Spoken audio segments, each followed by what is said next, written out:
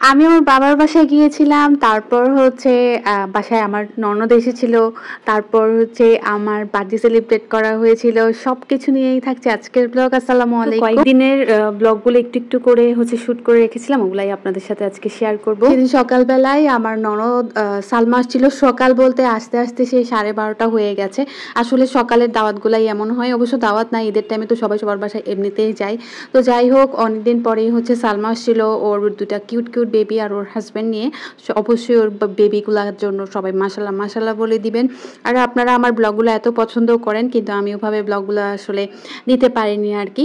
এজন্য আমি খুবই খুবই দুঃখিত, কারণ আসলে ঈদের টাইমে এত কাজকর্ম থাকে। তো যাই হোক, এখানে হচ্ছে খাওয়া দাওয়ার পার্টি চলতেছে, মানে নাস্তার পর্ব চলতেছিল আর কি। দুপুরবেলা হলেও আমি তো ওদের জন্য নাস্তার প্রিপারেশন করেছিলাম, তারপর আর খাওয়া দাওয়া মানে ভাতের প্রিপারেশনের কোনো কিছুই নেওয়া হয়নি। আর সেদিন আমার বাবার বাসায় মানে আমরা ঈদের বেড়াতে গিয়েছিলাম আর কি, আমার ফ্যামিলির সবাইকে নিয়ে, আমার শাশুড়ি মা, তারপর আমার ননদকে নিয়ে। তো এখানে বাচ্চা পার্টি সবাই হচ্ছে গিয়েই দুষ্টুমি শুরু করে দিয়েছে। আর ইয়ামান সবসময় হচ্ছে আমার হিলসগুলা নিয়ে খেলতে থাকে। আপনাদের বাসার বাচ্চারাও কি এরকম করে? তো যাই হোক, আজকে আমাদের হুমায়রাকে কিন্তু অসম্ভব সুন্দর লাগছিল। সবাই কিন্তু অবশ্যই অবশ্যই মাশাল্লাহ বলে দিবেন। দেখতে দেখতেই বাচ্চাগুলো বড় হয়ে যাচ্ছে। আর আমাদের বাসার সবাই যেহেতু ফুচকা খেতে খুবই পছন্দ করে, আমার মা হচ্ছে ফুচকা রেডি করছিল, তারপর হচ্ছে এখানে সমুচা ছিল। আর এত গরম পড়ছে, তো ওখানে তরমুজও রাখছিল আর কি। তো যেহেতু আমরা ভাত খাবো, মানে রাত্রে ভাতের আয়োজন, অত বেশি মানে নাস্তার আইটেম করা হয় নাই। আর আজকে আমাকে কেমন জানি তাসিবা তাসিবা লাগছে আর কি। যারা আমার বোনকে চেনেন তারা অবশ্যই মিলিয়ে নেবেন। আজকে সবাই আমাকে বলতেছিল যে আমাকে নাকি মেজু ভাইয়ের মতো, মানে মেজু আপুর মতো লাগছিল আর কি। ও আচ্ছা, আমার বড় আপুকে আমরা বড় ভাই বলি, আর হচ্ছে আমার মেজো বোনকে আমরা মেজু ভাই বলি। এটা আমাদের হচ্ছে ফ্যামিলি, একজনকে ডাকি আর কি, ওরা আমাকে ছোট ভাই ডাকে। তো যাই হোক, এখানে হচ্ছে আমাদের কুট্টু বাচ্চারা হচ্ছে মানে খেলছিল আমাদের বাসায়। আমার আম্মা খুবই শৌখিন এই যে শোপিসগুলো দেখছেন, এই শোপিসগুলো আমার আম্মা অনেক বছরের পর বছর, এমন হয় না যে কোনো জায়গা থেকে একসাথে কিনে ফেলছে, সবগুলো হচ্ছে বছরের পর বছর একটু একটু করে সব কিছু গুছিয়েছে আর কি। আর এখানে আরমান তো সুযোগ পেলেই হচ্ছে আমার সাথে অনেক বেশি দুষ্টামি করে, সবার সাথেই দুষ্টামি করে, ইভেন আমার আব্বার সাথেও দুষ্টামি করে। আর আমার আব্বার শার্টটা অনেক সুন্দর না? আমাকে বললেন না যে উনি শার্টটা কোত্থেকে কিনছে, আমি আপনাদেরকে বলতে পারবো না। ওনার সিক্রেট কিছু মার্কেট আছে, ওখান থেকে উনি কিনে আর কি। তো যারা বুঝে নেবেন। তো এখানে হচ্ছে কাবাব করা হয়েছিল, তারপর হচ্ছে কালা ভুনা করা হয়েছিল অল্প করে, তারপর হচ্ছে গরু মাংস ভুনা, রোস্ট। তারপর খাওয়া দাওয়ার পরে আমাদেরকে আইসক্রিম দেওয়া হয়েছিল। রিপন ভাই আমাদের জন্য, সবার জন্য আইসক্রিম আনছিল। আর এটা ছিল বাটারস্কচ ফ্লেভারের, খুবই খুবই মজা ছিল। আর গরমের মধ্যে মনে হয় যে সোনায় সোহাগা হয়েছে আর কি। আইসক্রিমটা এত এত ভালো লাগছিল।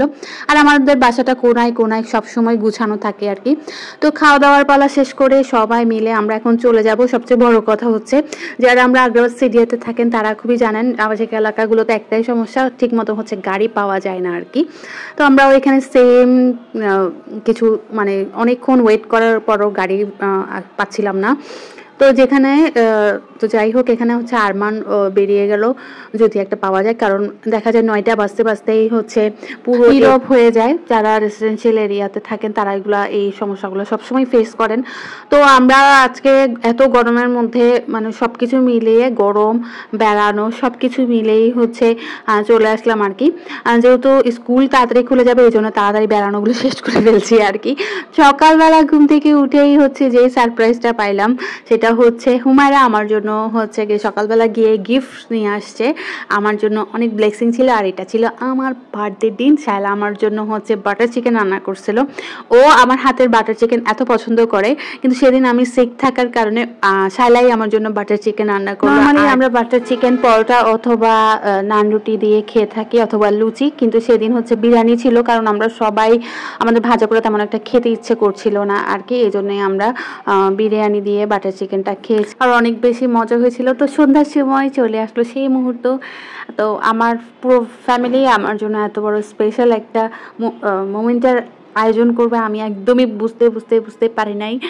একটা সময় ছিল যখন আমার বাবা গিফট, ফুল, চকলেট, কেক এগুলো এনে মানে লুকিয়ে রাখতো। তারপর হচ্ছে অফিস থেকে আসার সময় আমার জন্য অনেক অনেক অনেক সারপ্রাইজ আনতো। তারপর বিয়ের পরে হচ্ছে আমার শ্বশুরবাড়ির ফ্যামিলি অনেকবার এমন হয়েছে যে আমার জন্য সারপ্রাইজের ব্যবস্থা করেছে, কেক এনে লুকিয়ে রাখতো, গিফট এনে লুকিয়ে রাখতো, এরকম অনেকবার হয়েছে।